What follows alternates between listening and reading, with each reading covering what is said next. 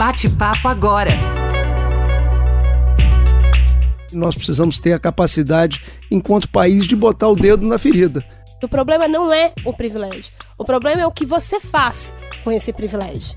Por que não estamos calcando as nossas decisões naquilo que é comprovadamente um problema e uma solução? Ter dinheiro para uma determinada área, infelizmente, não significa que a gente está fazendo o investimento correto. Em cima de evidências, em cima de estudos, a gente consegue unir as pessoas. Nossa missão é buscar soluções concretas para os principais desafios do país. Então nós temos que pensar grande, temos que pensar em diminuir de verdade a desigualdade, e que é a mãe da violência. É urgente pensarmos no direito à educação como um direito para todos. O que de fato vai mudar a vida dessas pessoas? É o feedback positivo que faz a gente se inspirar e querer fazer mais. Um Brasil humano, simples, sustentável e para todos. A gente reuniu muita gente boa e competente na primeira temporada do nosso Bate-Papo Agora. E o mais importante foi que juntamos ideologias diferentes, mas sempre com um objetivo em comum: buscar soluções concretas para os principais desafios do Brasil, com base em evidências e por meio do diálogo e do conhecimento. Eu não canso de repetir isso, porque esse é o nosso foco. Então, para resgatar um pouco do que falamos por aqui, a gente decidiu fazer uma retrospectiva do Bate-Papo Agora. A gente estreou o Bate-Papo no segundo semestre de 2019 e vai voltar daqui uns dias com mais conversas importantes para ajudar a entender o nosso país e propor mudanças necessárias para a gente seguir em frente. Eu, Leandro Machado, a Patrícia Ellen e a Ilona Szabo, que somos os cofundadores do Agora, abrimos a temporada lembrando como o movimento começou e qual era o nosso sentimento lá naquela época. Por que agora? A gente estava no encontro em Medellín, na Colômbia, discutindo a América Latina e decidimos fazer uma lista daquelas lideranças, das lideranças da agenda pública, da política que a gente mais admirava. Foi bem difícil, mas quando a gente decidiu fazer uma lista com os nomes que a gente mais admirava da sociedade civil, lideranças de ONGs, empresários, lideranças comunitárias, já foi bem mais fácil fazer a lista. Ilona, a gente se perguntava lá em 2016 que Brasil é esse que a gente queria. O que era que te incomodava no Brasil daquela época? Que a gente estava olhando a representação política e a gente não se reconhecia nela. As nossas principais necessidades, as dores da nossa população, de fato as questões urgentes que poderiam fazer com que o Brasil deixasse de ser aquele país do futuro para ser o país do presente, a gente via que eles não tinham a mesma urgência do povo, da gente, não tinham os mesmos sonhos.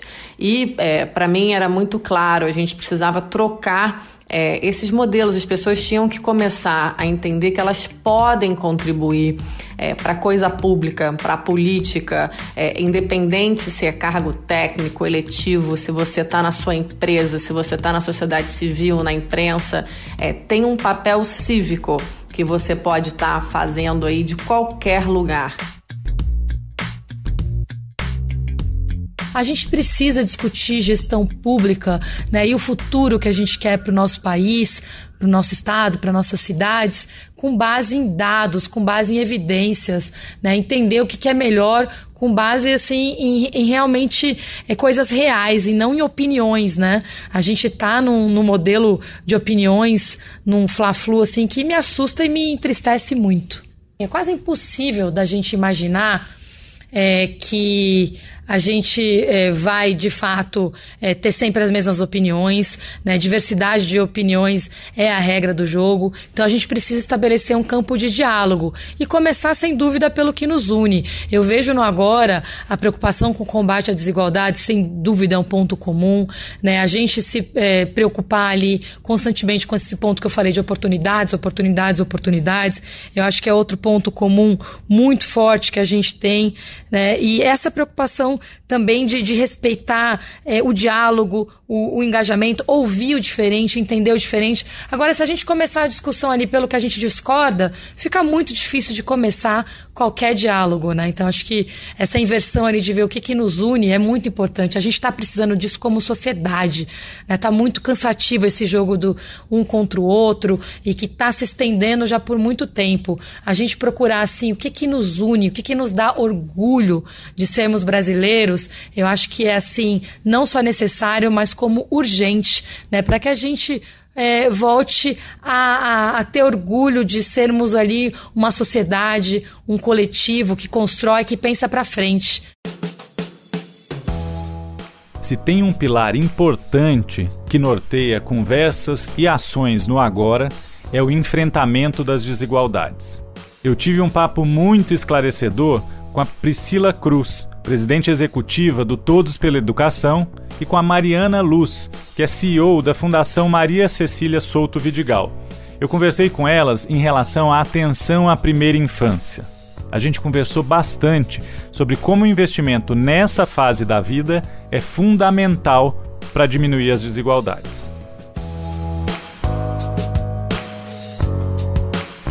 Primeira infância.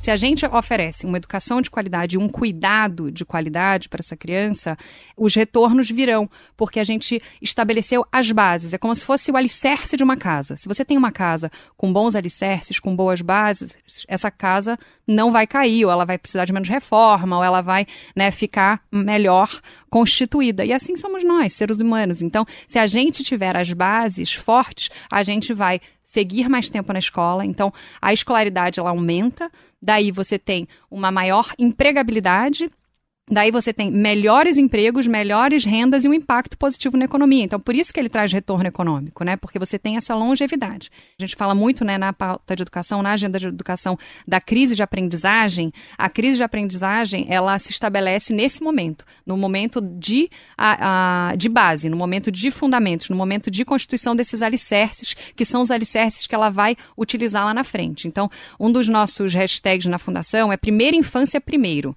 Isso só significa que a gente tem que priorizar a primeira infância no início dessa etapa e durante essa etapa, porque senão a gente vai, na verdade, ter consequências de custo e de tempo. Não significa que a criança não aprende, mas significa que ela aprende mais devagar, de forma mais eficiente e com maior custo para a sociedade. A questão é que a gente não tem conseguido garantir qualidade. Então, quando a gente pensa em creche pré-escola, a grande questão, assim, o que me tira o sono, mais do que as vagas, porque obviamente a gente precisa expandir vagas, mas o Brasil tem conseguido expandir as vagas de uma forma muito melhor, né? Assim, a gente tem conseguido expandir mais as vagas do que expandir qualidade. Sem interação numa creche em que a criança fica presa numa cadeirinha, olhando para um teto branco, a gente está fazendo é tão criminoso, vou usar uma palavra forte aqui, mas é tão criminoso fazer isso com uma criança, que eu acho que o poder público ele tem que estar muito mais preocupado com a qualidade do serviço. E algo também que eu devo aqui muito a Mari e a Fundação Maria Cecília por, enfim, poder aprender algumas coisas, mas menos pensar em soluções únicas, a gente começar a pensar em portfólio de projetos, né? Assim, se a gente quer atender a diversidade de crianças do Brasil, com a diversidade cultural, de background familiar, de situação socioeconômica, etc., e regional, a gente precisa ter uma série de programas e projetos para atender essa criança. E a gente fica apostando em programas únicos, nacionais, enormes, que, enfim, no final das contas, acabam desperdiçando muito dinheiro e não conseguindo entregar essa qualidade que a gente precisa tanto. E um dos pontos altos dessa conversa com a Mariana e com a Priscila foi sobre como funciona na prática a intersetorialidade na primeira infância. Vamos ouvir. Como que a gente cria instâncias de pactuação e de trabalho conjunto entre União, Estados e municípios, e dentro de um município que é o principal responsável pela política de primeira infância, dentro da gestão municipal, como que a saúde, a educação, a assistência e as secretarias que cuidam de cultura, esportes e outras áreas também, elas podem juntas construir políticas públicas e programas governamentais. Então tem que ter essas instâncias de coordenação, porque, de novo, não é combustão automática, espontânea. Gente, não tem solução mágica mesmo. Mas o Brasil, por outro lado, está cheio de bons exemplos de políticas públicas, de boas práticas na área de educação. O ex-governador Paulo Atung, por exemplo, falou dos avanços na educação básica do Espírito Santo, mas também falou de Pernambuco e do Ceará. E o Rafael Parente, o outro convidado, que foi secretário de Educação do Distrito Federal e é membro cofundador do Agora, participou também desse papo. Ele deixou muito claro que olhar para a formação do professor é urgente para se ter sucesso em qualquer política educacional. Educação básica. Nós precisamos de uma formação inicial que esteja mais relacionada com os desafios que ele vai enfrentar dentro da sala de aula, né? Nós acabamos de saber que a grande maioria dos nossos professores que estão sendo formados hoje nessa formação inicial já é a maior parte dela sendo feita à distância, ou seja, não existem nem encontros, ou se existem, não são com tanta frequência os encontros presenciais, e nós precisamos, no mínimo, que os professores tenham uma residência pedagógica, como os médicos passam por essa experiência no final da sua formação, de entender o que é um hospital, o que é um tratamento. Os professores também precisam compreender o que é uma escola, quais desafios estão esperando por eles e, como disse o nosso governador, essa complexidade que ele vai ter de enfrentar e ajudar a resolver, a enfrentar os desafios com as comunidades escolares. O professor precisa conseguir criar uma relação de afeto com seu aluno e usar esse conhecimento do aluno, da singularidade daquela pessoa humana, né, que tem medos, que tem receios, que tem forças, que tem um histórico, que tem uma cultura e que tem um conhecimento. Ou seja, eu preciso criar uma relação com ele, não só para aumentar a motivação dele com relação ao que ele vem fazer na escola, para mostrar que eu me importo com ele, mas usar esse conhecimento também para que ele aprenda melhor. Quer dizer, basicamente o que nós fizemos foi recolher o que estava dando certo no Brasil. Nós fomos olhar o que estava acontecendo lá em Sobral, no Ceará, e eu digo assim, foi uma inspiração, né? Daí nasceu um programa importante do nosso terceiro governo, que buscou somar os esforços das redes municipais com a rede estadual. Assim, é a implantação do regime de colaboração, né? Nós colocamos o nome de Pacto pela Aprendizagem, quer dizer, mas é um belo instrumento que está rodando no Espírito Santo e produzindo resultado, né? Muitas vezes você não vê uma liderança no país valorizar uma boa experiência, mesmo quando ele busca essa boa experiência de algum canto do Brasil, ele não conta para ninguém, parece que é uma coisa que ele inventou. Nós lá criamos essa prática desde todo sempre. As experiências precisam ser iluminadas, da onde vieram, em que condições, porque é assim que nós vamos construir um outro país. Quer dizer, nós fomos no Ceará buscar essa experiência, fomos em Pernambuco, né? Buscar a experiência da educação integral em tempo integral, fomos ver lá o trabalho feito pelo ginásio pernambucano e desdobramos num projeto chamado Escola Viva no estado do Espírito Santo. A gente também ouviu que um dos maiores entraves à aprendizagem é a desigualdade. O professor da Faculdade de Educação da Unicamp, Maurício Ernica, e a diretora do Centro de Excelência e Inovação em Políticas Educacionais da Fundação Getúlio Vargas, a Cláudia Costin, eles falaram sobre essa questão complexa que acaba deixando muitos estudantes brasileiros para trás. Aprendizagem e desigualdade. Se tem uma coisa que o Brasil tem bem feita para políticas sociais, é o cadastro único. Então, nós sabemos quem está em situação de miserabilidade no Brasil. Não é possível que, desde a primeira infância, a gente não consiga chegar nos mais pobres e garantir o direito de aprender a todos. Os países que têm boa educação e uma educação menos desigual entre grupos são aqueles que têm bons currículos, que investem nos seus professores, tanto na seletividade da carreira e atratividade da carreira, quanto na formação inicial como continuada, mas, sobretudo, eles têm um currículo que detalha o direito de aprender de uma criança. O Brasil avançou muito quando cumpriu o que estava na Constituição e na legislação de ter uma base nacional comum curricular que agora, para educação infantil e ensino fundamental 1 e 2, já foi transformado em currículos no conceito territorial, ou seja, cada estado em colaboração com os seus municípios. Já foi adaptado, portanto, para a realidade local, mas mantidas as aprendizagens mínimas que a base estabeleceu. Eu acho muito positivo. Ela é uma condição necessária, porém não suficiente para combater desigualdades.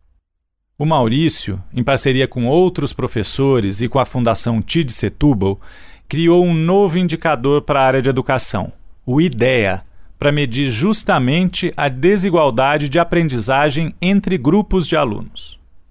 O que o IDEA fez foi comparar grupos. E a gente compara os grupos sempre observando duas dimensões. Primeiro, uma dimensão de nível de aprendizagem no município. E segundo, dentro do município, a gente compara dois grupos. Então, meninas e meninos, nível socioeconômico mais alto, nível socioeconômico mais baixo, as pessoas autoclassificadas como brancas e como pretas. A gente observa, então, o nível de língua e, dentro do município, a gente vê as desigualdades, 3 desigualdades. A gente faz isso para a língua e para a matemática no 5º e no 9º ano. Isso permite a gente ter um retrato para cada município do Brasil bastante complexo, bastante detalhado de como é que esse município está construindo essa relação entre o nível de aprendizagem, ou seja, o quanto os seus alunos estão aprendendo, e dentro do município, como que é a desigualdade ou a situação de equidade entre grupos. E, efetivamente, nós temos 12 combinações de nível e desigualdade para cada município. 6 para cada nível, para Fundamental 1 e Fundamental 2, 3 para matemática, 3 para língua. E é um jogo de cartas marcadas, porque quem é que está para trás? Quem tem mais chances de estar para trás? Quem tem mais chances de aprender menos? Muito provavelmente são os meninos negros mais pobres. Pois é, no caso de língua, meninos. Quando a gente olha por gênero, meninos. Quando a gente olha por raça, pretos. E quando a gente olha por nível socioeconômico, os mais pobres. Então, não é um jogo... só que eu estou falando de grupos, né? É o grupo inteiro. E importante, se somos igualmente humanos, se somos dotados de uma capacidade humana de aprender, quando a gente observa a desigualdade entre grupos, é sinal que a sociedade está produzindo essa desigualdade. E essa questão ficou muito clara quando a gente conversou sobre racismo estrutural. A desigualdade por raça é uma das faces mais cruéis da falta de oportunidades no Brasil. Não falar sobre isso só piora a situação. É preciso sim ouvir as vozes negras. E a gente ouviu a Ade Júnior, que é jornalista, ativista, empresário, e a Aline Torres, que é educadora, gestora cultural e relações públicas. Racismo estrutural e educação. Uma coisa é você nascer preto, outra coisa é você enegrecer. É um processo dolorido, porque a partir do momento que você enegrece, você descobre que você não é aceito pela sociedade. Você descobre que você está entrando numa loja e as pessoas estão te seguindo só porque você realmente é negro. Você pode ser rico, você pode ser pós-graduado em Harvard. Você continua tendo um selo na sua cara que é a cor da sua pele. E aí, a nossa juventude, agora, a geração millennials, né, que é a geração do tombamento, a geração do pode tudo, do descobrimento, ela tá indo um pouco à frente da nossa geração aqui, dos nossos 30 e poucos anos, porque tem menos medo. A gente teve muito medo de apanhar por conta da geração dos nossos pais e dos nossos avós. Eu sou neta de um escravo, né? Minha mãe é do Recôncavo da Bahia e meu avô foi escravo de fazenda.